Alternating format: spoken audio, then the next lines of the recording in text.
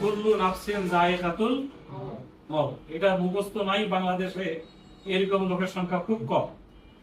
প্রত্যেকটা প্রাণী মৃত্যুর স্বাদ আস্বাদন করবে, এর বাইরে আমরা নাকি? আমরাও এখানে যারা বসে আছি আমাদেরকেও মৃত্যুর স্বাদ আস্বাদন করতে হবে। ওই মৃত্যু থেকে পালিয়ে যাবার কোনো সুযোগ।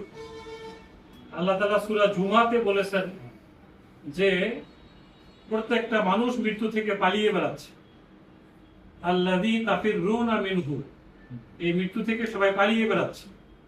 ফাইন্নাহু মুলাকীকুম, কিন্তু মৃত্যুর সাথে তোমাদের সাক্ষাৎ হবেই। সুম্মা ইউনাব্বিউকুম, এরপর তোমাদেরকে সেই মৃত্যুর পরেই তোমরা দুনিয়াতে যা করেছো সেই অনুযায়ী তোমাদের পুরস্কার অথবা তিরস্কার করা হবে, হয় জান্নাত না হলে জাহান্নাম হবে। মজার বিষয় হলো, আমরা যখনই কবরে চলে যাব, একটা লম্বা হাদিস আছে এক্ষেত্রে, যে আমাদেরকে কবর থেকে উঠানো হবে, আমাদেরকে 3টা প্রশ্ন করা হবে, এটা আমরা সবাই জানি। কিন্তু 3টা প্রশ্নের উত্তর যিনি দিতে পারবেন তাকে 4 নম্বর আরেকটা প্রশ্ন করা হয়। এই প্রশ্নটা আমরা অনেকেই এই সমাজের লোক জানি না, যে 4 নম্বর প্রশ্নটা আবার কি। 3 নম্বর প্রশ্ন উত্তর দেওয়ার সাথে সাথেই তাকে বলা হবে যে ওমা ইউদরিকা, তুমি যে এই 3টা প্রশ্নের উত্তর দিতে পারলা, এক্ষেত্রে তোমার দুনিয়ার জীবনের সিলেবাসটা কি ছিল, কোন সিলেবাসে লেখাপড়া করে, কোন ভার্সিটি পড়ে, কোন কলেজ পড়ে, কোন ইউনিভার্সিটি পড়ে তুমি এই 3টা প্রশ্নের উত্তর রেডি করেছো।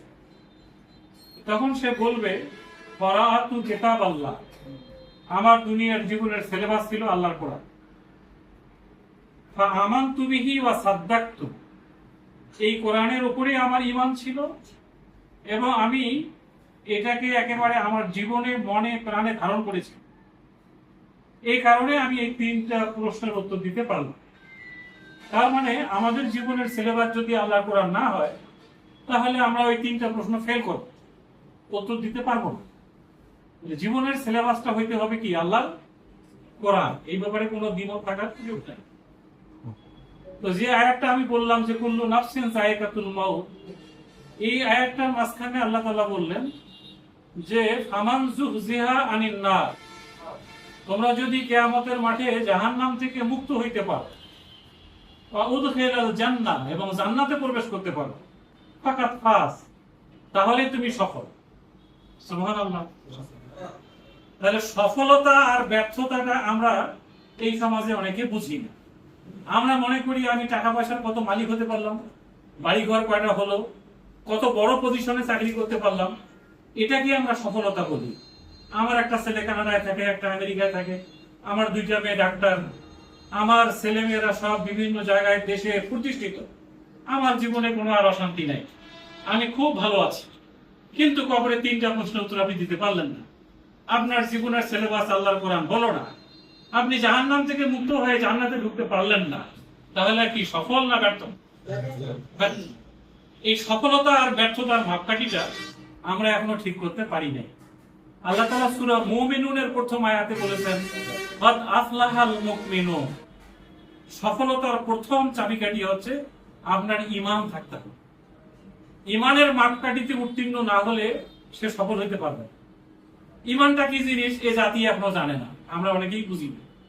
সূরা হুজুরাতের 15 নম্বর আয়াতে আল্লাহ তাআলা ঈমানের সংজ্ঞাটা পরিষ্কার করে বলেছেন।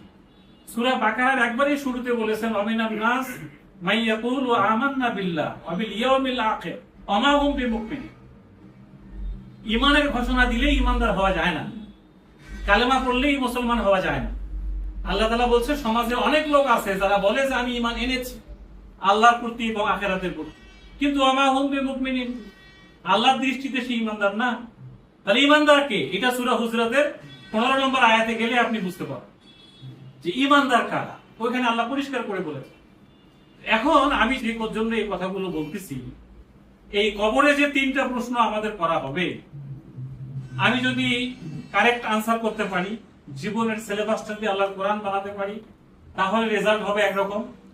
আর আমি যদি ফেল করি, লা আদরি, আমি কিছু জানি না, আমি কিছু এগুলো শিখি নাই, বুঝি নাই, তাহলে রেজাল্টটা হবে আর এক রকম। আইদার আপনার সাথে কবরের জান্নাতের লিঙ্ক হবে, অথবা আপনার সাথে জাহান্নামের লিঙ্ক হবে। এই দুই লিঙ্কেই আপনাকে আমাকে এখানে কিয়ামত পর্যন্ত অবস্থান করতে হবে। সূরা জিলজালে আল্লাহ তাআলা বললেন, যেদিন ইসরাফিল আলাইহিস সালাম ফুৎকার দিবে, ফাকালাল ইনসান মা লাহা, মানুষ বলবে কি হলো, হঠাৎ কি হলো, সব কেঁপে উঠতেছে কেন, আমাদের কবর ফেলে আমরা উপরে দৌড়াচ্ছি কেন, কি হয়ে গেল, পৃথিবীর কি হয়েছে? তো আল্লাহ তাআলা বলবেন যে কিয়ামত শুরু হয়ে গেছে। এই যে কিয়ামতের মাঠটা হবে, এই মাঠে প্রশ্ন হবে 5টা। এই 5টা প্রশ্নের উত্তর আমরা অনেকেই জানি না। এটা এই সমাজের লোকের কথা বলতেছি, আপনারা এখানে যারা আছেন তারা অবশ্যই জানেন, কিন্তু সমাজের অধিকাংশ মানুষ কিয়ামতের মাঠের 5টা প্রশ্নের উত্তর জানে না। 5টা প্রশ্ন কি তাও জানে না। কি কথা ঠিক কিনা? ওই 5টা প্রশ্নের ব্যাপারে হাদিসে কুদসিতে আল্লাহর নবী বলেছেন, লা তাজুলু কাদামা ইবনে আদম হাত্তা ইউসআলা আন খামসিন। 5টা প্রশ্নের উত্তর না দিয়ে আদম সন্তান কিয়ামতের মাঠে এক কদম সামনে আগাইতে পারবেন, এক চুল সামনে যেতে পারবেন। এর মধ্যে 2টা প্রশ্ন হচ্ছে জীবন কেন্দ্রিক। 2টা প্রশ্ন জীবন কেন্দ্রিক। তোমাকে যে 60, 70, 80, 90 বছরের জীবন দিলাম, এই সময়টা কোন খাতে ব্যয় করেছো বলো। জীবনের মধ্যে আরেকটা হচ্ছে যৌবনকাল। আল্লাহর নবী হাদিসে বলেছেন, ওয়া আন শাবাবিহি, তাকে যৌবন সংক্রান্ত ব্যাপারে জিজ্ঞাসা করা হবে যে যৌবনের উত্তাল তরঙ্গটা তুমি কোন খাতে ব্যয় করেছো বলো। 2টা প্রশ্ন শেষ। আর 2টা প্রশ্ন হবে অর্থনীতি কেন্দ্রে, যে জায়গায় আসার জন্য আমি হাদিসটাতে এসেছি। 2টা প্রশ্ন হবে অর্থনীতি কেন্দ্রিক। কিভাবে আয় করেছো, কিভাবে ব্যয় করেছো, ব্যালেন্স শিটটা মিলাই দাও। Income statement, profit loss statement আজকে মিলাও। তুমি কিভাবে আয় করেছো, কিভাবে ব্যয় করেছো, পরিষ্কার কথা। এখন আমি বলেন যে আমার ইসলাম যে আয় এবং ইনকাম এবং এক্সপেন্ডিচারের কথা বলে, সেই অর্থনীতিতে যদি কোনোভাবে সুদ ঢুকে পড়ে, তাহলে কি সেই ইনকামটা হালাল হবে? আল্লাহর নবী হাদিসে কি বললেন? সুদের 70 প্রকারের গুনাহ, যার ছোট্ট গুনাহটা হচ্ছে নিজের মায়ের সাথে ব্যভিচার করা। আরেকটা হাদিসে আসছে যে একবার না 36 বার ব্যভিচার করলে যা গুনাহ হবে, আপনি 1 টাকা সুদ খাইলে সেই পরিমাণ গুনাহ। তাহলে আপনি যদি 100 টাকা সুদ খান, তাহলে আপনার 36 বার ব্যভিচার করার গুনাহ হবে। আপনি যদি 1000 টাকা সুদ খান, তাহলে 36,000 বার ব্যভিচার করলে যা গুনাহ হবে, সেই পরিমাণ আপনার আমলনামায় লেখা হবে। 1 কোটি টাকা যদি আপনি ঘুষ সুদ খান, তাহলে আপনি হিসাব করেন 36,000 কোটি টাকা পরিমাণ 36,000 বার ব্যভিচার করলে, 36 কোটি বার ব্যভিচার করলে যা গুনাহ হবে। একজন পতিতা আমাদের সমাজে মারা গেলে আমরা তার জানাজায় যাই না। ওলামায়ে কেরাম ফতোয়া দেন যে তার জানাজায় যাওয়া ঠিক হবে না, সে একজন পতিতা। তাহলে একজন পতিতা জীবনে 36 কোটি বার ব্যবহার হয় না, 36,000 বার ব্যবহার হয় না। যতবার একজন সুদী কারবারকারী তার সুদী লেনদেনের মাধ্যমে যতবার সুদের গুনাহ করে, এত গুনাহ একজন পতিতা করে। এই কথাটা ঠিক কিনা বলেন? আমরা এই গুনাহের সাথে এই জাতি জড়িত। আমরা জেনে হোক না জেনে হোক, বুঝে হোক না বুঝে হোক, আমরা সুদের সাথে আছি। আল্লাহ তাআলা কোরআনে বলেছেন যে আমি সুদ নিষিদ্ধ করলাম, আজকের দিনের পরেও যা হবার হয়ে গেছে। সূরা বাকারার 275 নম্বর আয়াত।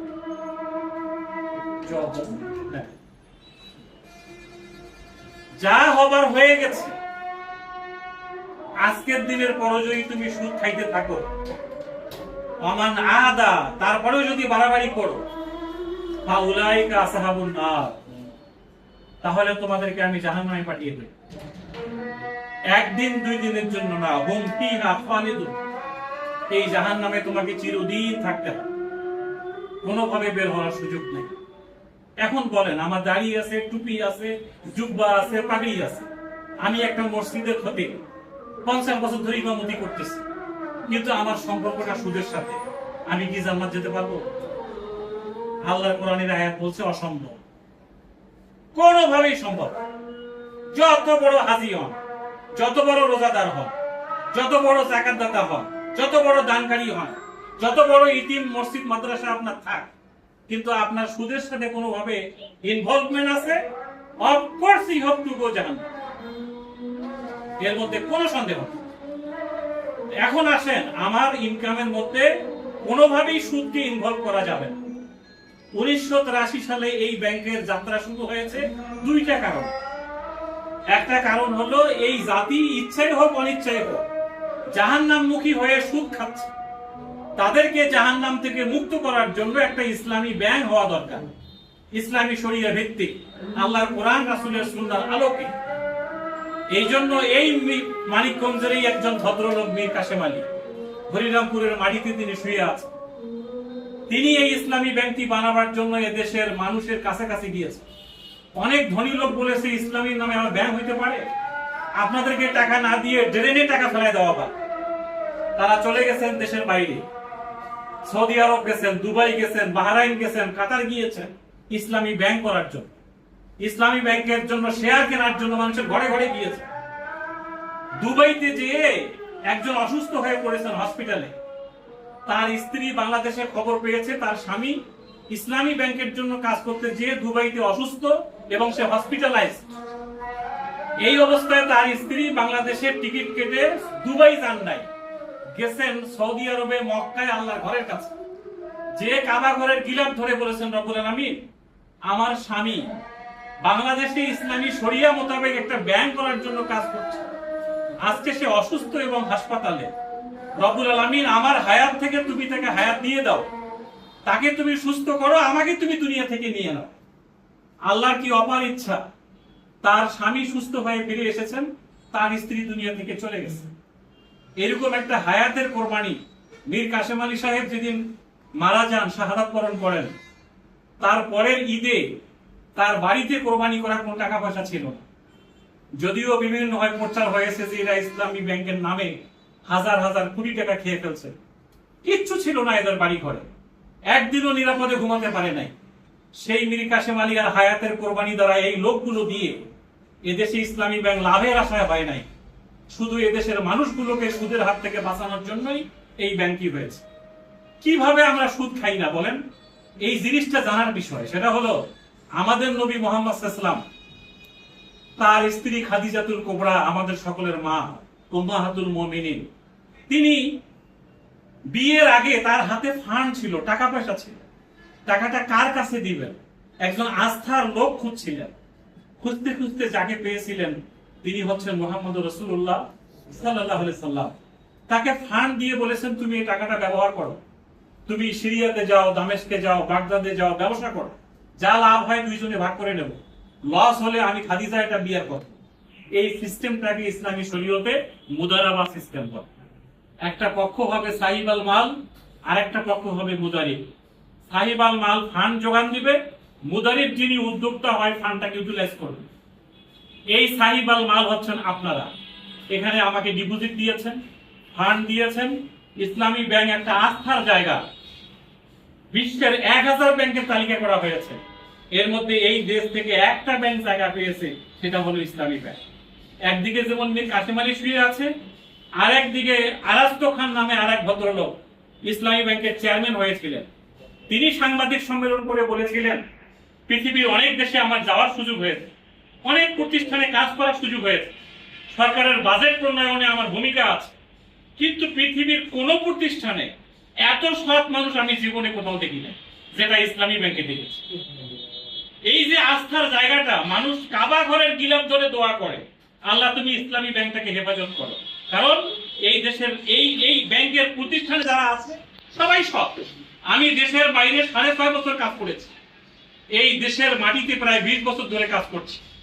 আজ পর্যন্ত কোনো মানুষই কথা বলতে পারবে না যে আমরা কারো বিনিয়োগ দিতে যেয়ে, কাউকে লোন দিতে যেয়ে আমরা কারো 2 টাকা আমাদের পকেটে নিয়েছি, এরকম কোনো ঘটনাই নেই। আমি স্যালারি যা পাই মাসের 20-22 তারিখে চলে যায়, বাকি এখনো 4-5 দিন আমরা একটু হাহাকার করি কিভাবে সংসার চলবে। এই জায়গায় এসে ম্যানেজার হওয়ার পরেও কিন্তু দেখা যায় যে অনেক অনেক প্রতিষ্ঠান বাংলাদেশে আছে যারা লাইনম্যান হওয়ার পরেও হাজার হাজার কোটি টাকার মালিক। কি আছে না এরকম? এই যে আস্থার জায়গা, মানুষ মনে করে এটা আমার আস্থার জায়গা। খাদিজা যেমন মনে করেছিল মুহাম্মদ সাল্লাল্লাহু আলাইহি ওয়াসাল্লাম আমার আস্থার জায়গা, এই আস্থার জায়গা মনে করে দেশের মানুষ ইসলামী ব্যাংকে আজকে 2,00,000 কোটি টাকা ডিপোজিট দিয়েছে। আলহামদুলিল্লাহ। আমরা এই ফান্ডটা কি করি? এই যে আপনি মুদারাবা সিস্টেমে আমাদেরকে ডিপোজিটটা দিলেন, এই ডিপোজিটটাকে আমরা ইসলামী শরিয়াতে অনেকগুলো মুড আছে, কনসেপ্ট আছে, যেমন বাই মুআজ্জাল, বাই মুরাবাহা, বাই সালাম, বাই ইস্তেসনা, এরকম কিছু মুডে আমরা টাকাটাকে বিনিয়োগ করি। মূলত এখানে একটা পণ্যের বেচা কেনা হয়, একটা কলমের দাম 60 টাকা, দোকানদার 10 টাকায় বিক্রি করে আমার কাছে 3 টাকা লাভ করছে। এই 3 টাকাকে আপনি সুদ বলতে পারবেন? এটা মুনাফা, এটা প্রফিট, এটা লাভ, এটা ইসলামী শরীয়তে হালাল। তা আমি যদি 1 লক্ষ টাকার রড বাড়ি কেনার জন্য আপনার কাছে 1,10,000 টাকায় বিক্রি করি, এই 10,000 টাকা কি আমার লাভ হবে না? এটা দুনিয়ার কোনো মানুষ এটাকে সুদ বলতে পারবে না। এই জন্য ইসলামী শরিয়াতে কিভাবে সুদ হয় না, কিভাবে আবার বিনিয়োগ করে টাকা উদ্ধার করে ডিপোজিটরদেরকে, সাহেব আল মালদেরকে ভাগ করে দিতে হয়, আমরা এই সিস্টেমটা করে ডিপোজিট নেই, আবার হালাল ওয়েতে বিনিয়োগ করে টাকাটা নিয়ে এসে ডিপোজিটরদেরকে ভাগ করি। মুরব্বী বুঝতে পেরেছেন? এই পণ্য বেচা কেনার মাধ্যমে আমরা আমাদের, তারপরেও আমাদের শরিয়া বোর্ড এখানে আছে, তারা তন্ন তন্ন করে দেখে কোথাও কোনো ডাউটফুল ইনকাম থাকলেও তারা এটাকে মূল ইনকাম থেকে আলাদা করে ফেলে এবং এটা ইনকামে থাকে না। ইভেন অনেকে আমাদের প্রশ্ন করে যে এদেশের বাংলাদেশ ব্যাংক তো সুদ দ্বারা পরিচালিত, তো বাংলাদেশে যে টাকাটা থাকে এটার লাভ আপনারা কি করেন? এই ইন্টারেস্টটা আপনারা কি করেন? এটা আপনারা অনেকে বলেন না, এই প্রশ্ন বাইরে থেকে আমরা শুনি। আপনাদেরকে আমি পরিষ্কার করে বলতে চাই, ইসলামী ব্যাংক বাংলাদেশ ব্যাংকের ডিপোজিটের সুদের টাকা মূল ইনকামে নেয় না। আলহামদুলিল্লাহ বলতে পারে। এই জন্য আপনার ইনকামটা 100% হালাল, নো ডাউট, 100% হালাল। আমি আলেম ওলামাদেরকে ওই কথা বলেছি যে আপনার কাছে কোনো ব্যাখ্যা থাকলে বলেন। অতএব এখানে যে আপনি ডিপোজিট রাখছেন, আপনাকে যে আমরা প্রফিট দিচ্ছি, এটা 100% হালাল। আলহামদুলিল্লাহ। যদি আমরা বাংলাদেশ ব্যাংকের সুদের টাকা এখানে ঢুকাইতে পারতাম, ডাউটফুল ইনকাম গুলো ঢুকাইতে পারতাম, বাংলাদেশের কোন ব্যাংক সব থেকে বেশি প্রফিট আমরা আপনাদেরকে দিতে পারতাম। কিন্তু আমরা মনে করি যে 2 টাকা কম হলেও আমরা হালাল টাকা দেব মানুষ। এই কারণে আপনার ইনকামটা এখানে হালাল, এর মধ্যে কোনো সন্দেহ। 2 নম্বর আমি যে কথাটা বলতে চাই, মাঝখানে একটা গুজব, যে কথাটা আপনারা বলেছেন, একটা ঝড় বয়ে গেছে ইসলামী ব্যাংকের উপর। আমি আপনাকে পরিষ্কার করে বলতে চাই আপনাদেরকে, ইসলামী ব্যাংকের ঝড় একদিনে না। এটা আপনারা যারা বরিশাল, পটুয়াখালী অঞ্চলের মানুষ আছেন, ওই যে আমাদের ইয়া ভাই আছেন, হ্যাঁ, বজলুর রশিদ ভাই, ওই ঝড়ের ভয়ে হয়তো মানিকগঞ্জ চলে আসছে, কিন্তু বরিশালের মানুষগুলো ঝড়ের ভয়ে একটা জায়গায় কিছুক্ষণ থাকে, তারপরে আবার দাঁড়িয়ে যায়। কি আয়লা, বিভিন্ন ঘূর্ণিঝড় যখন হয়েছে, নার্গিস, তখন কি লোকগুলো ওখান থেকে পালিয়ে গেছে নাকি? না, তারা ওখানে আবার নতুন করে ঘর বাঁধে, আবার নতুন করে তার জীবনযাত্রা শুরু করে। আমরা বাংলাদেশের মানুষ এক্ষেত্রে অভ্যস্ত। আমরা দেখেছি ঝড়ে, এই যে কয়েকদিন আগে যে বড় বন্যা হয়ে গেল, আবার মানুষ নিজে ঘুরে দাঁড়াচ্ছে না সবাই। ইসলামী ব্যাংকের জন্মের দিন থেকেই ঝড় আসছে। আমি এখানে প্রায় 20-22 বছর ধরে আছি, অনেক ঝড় দেখেছি আমরা, কিন্তু আলহামদুলিল্লাহ কোন ঝড়ে ইসলামী ব্যাংক ঝরে পড়ে যায় না। এটা এত বড় একটা বট গাছ যে এর মাটির নিচে নিচে নিচে এর শিকড় অনেক অনেক অনেক গভীর। আল্লাহর কোরআনে কথা বলছে, আসলুহা সাবিতুন ওয়া ফারউহা ফিস সামা।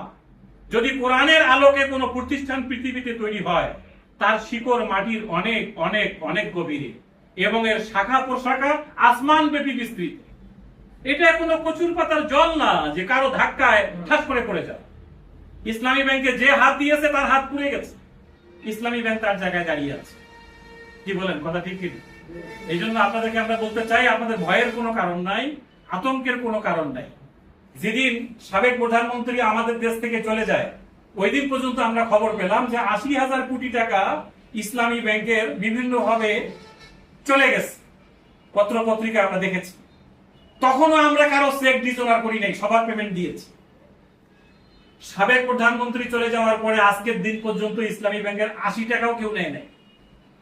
তাহলে আমাদের কোনো আতঙ্ক থাকার কোনো কারণ আছে? 80 টাকাও কেউ নেয় নাই। আমরা আশাবাদী এবং আমরা সবাই এ ব্যাপারে সিরিয়াস। আগামী দিনে ইসলামী ব্যাংকের উপর আর কেউ হাত দিতে পারবে না ইনশাআল্লাহ।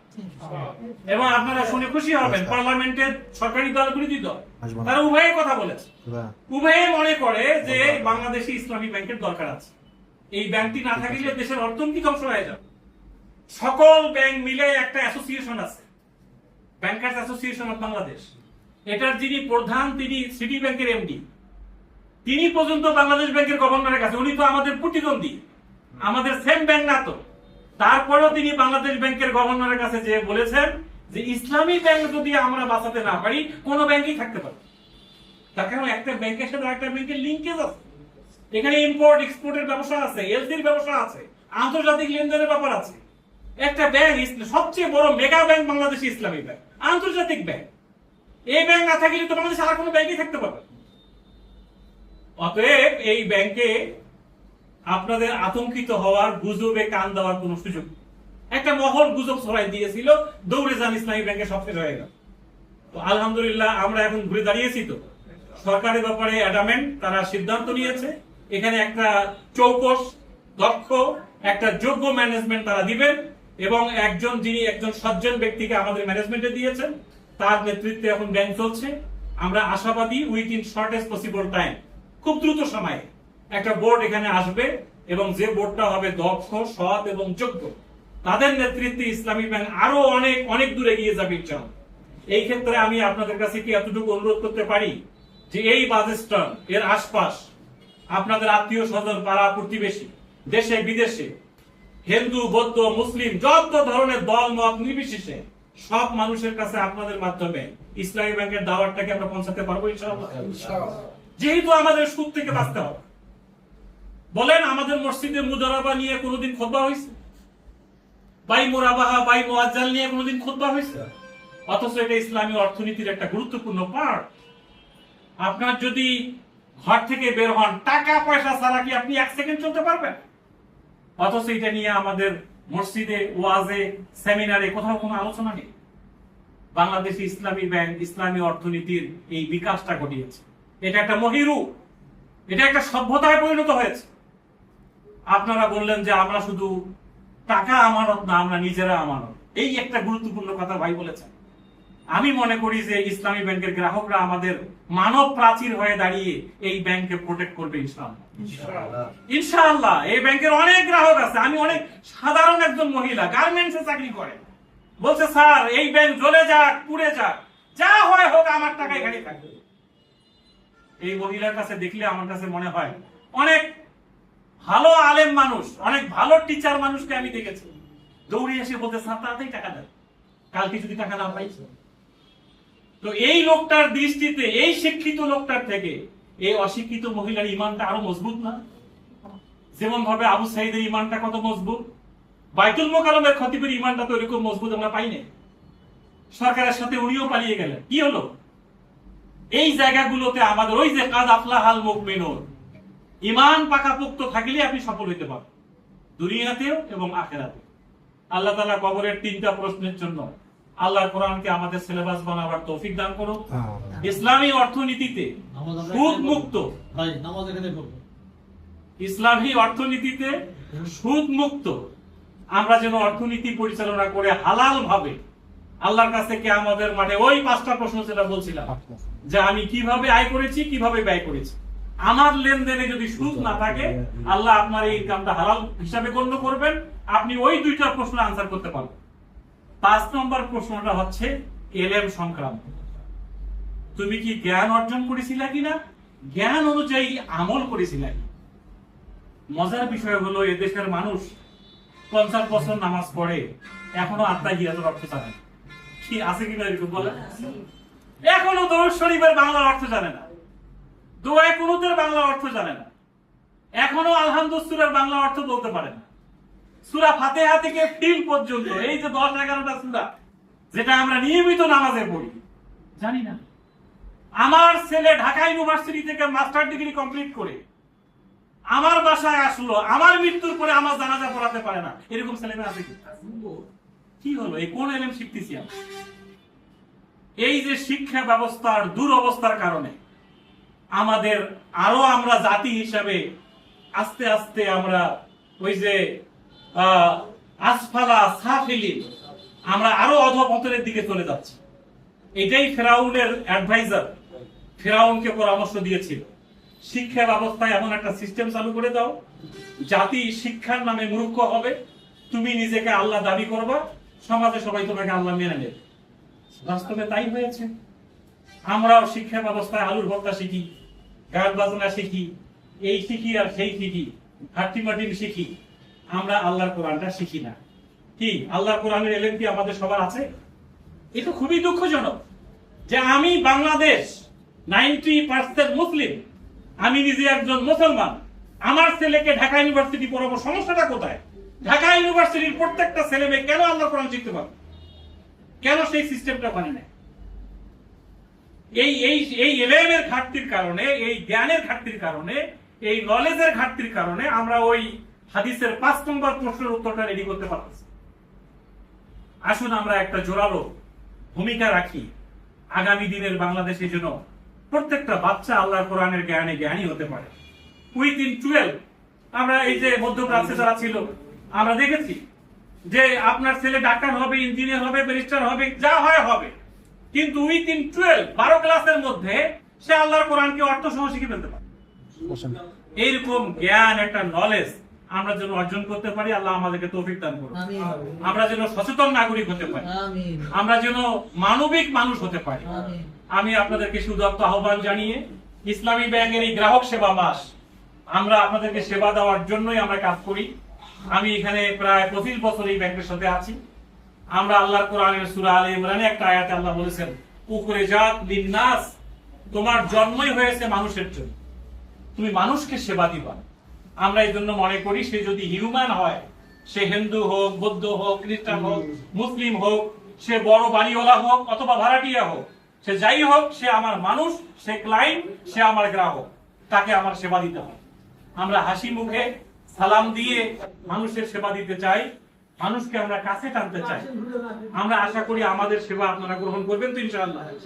আত্মীয় স্বজন সবাইকে এই মেসেজটা পৌঁছায় দিবেন, ইসলামী ব্যাংক আমার এটা ঈমান রক্ষার ব্যাংক, এটা আমার বাঁচার জন্য প্রয়োজন, আমার হালাল ইনকামের জন্য প্রয়োজন। কারণ ইবাদতের পূর্ব শর্তই হচ্ছে হালাল রুচি। আপনার শরীরে যদি হারাম রক্ত প্রবাহিত হতে থাকে, এই উযু করে লাভ কি? এই কাপড় চোপড় ধুয়ে সাবান দিয়ে ধুয়ে লাভটা কি? 1000 বার গোসল করে লাভটা কি? আপনার রক্ত যদি হারাম প্রবাহিত হতে থাকে। আসুন আমরা হারাম ইনকাম থেকে নিজেকে মুক্ত করে হালাল ইনকামের জন্য আমরা ইসলামী ব্যাংকের সাথে থাকি। সর্বশেষ একটা এক্সাম্পল দিয়ে শেষ করি। আমাদের খুলনার এক ভদ্র মহিলা এই গত গুজবের সবাই ইসলামী ব্যাংক থেকে 20 লক্ষ টাকা তুলে নিয়েছে, নিয়ে উনি সঞ্চয় পত্র আছে না, সঞ্চয় পত্র কিনছে। এটার জন্য তাকে শ্রম দিতে হয়েছে, ব্যাংক থেকে টাকাটা নিয়ে যেতে হয়েছে, সঞ্চয় পত্র ওপেন করতে হয়েছে। এরপরে তিনি আর তার রাত্রে ঘুম আসে না, আমি কি ভুল করলাম কিনা, ঠিক হইলো কিনা কাজটা, এভাবে তার ঘুমে হয় না রাত্রে। হঠাৎ 5 দিন পরে যেভাবে টাকাটা নিয়ে গিয়েছিল ওইভাবে সঞ্চয় পত্র ভেঙে আবার ইসলামী ব্যাংকে রেখে বলতেছিল, স্যার আমি মনে হয় এটা ভুল করে ফেলেছি, এই টাকাটা রেখে দিলাম, আমি এখানে সরিয়ে ভিত্তিক থাক, আমি আর অন্য জায়গায় যাব না। এরপরে মহিলা এখন দিব্যি ঘুমাইতে পারে।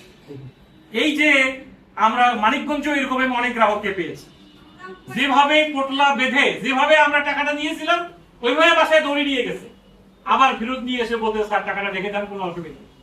আপনারা এরকম যারা অ্যাকাউন্ট ক্লোজ করে সবসময় নিয়ে গেছে, আমরা আবার তার অ্যাকাউন্টটাকে লাইভ করে দিচ্ছি।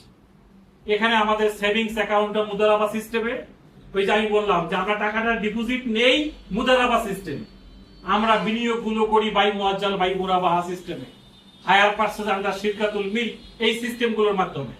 এগুলো অনেক পরিভাষা, এটা আলোচনার জন্য লম্বা সেমিনার হওয়া দরকার। সামনে যদি কখনো সুযোগ হয় আমরা কথা বলতে পারবো।